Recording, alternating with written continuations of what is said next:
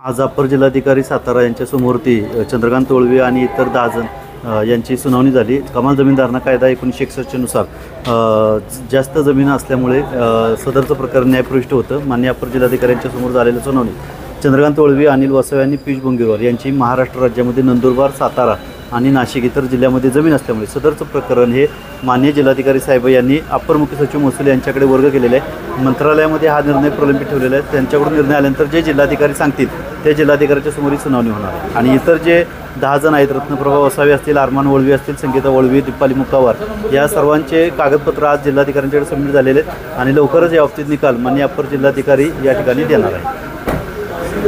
किती जमीन तरी जास्त आहे?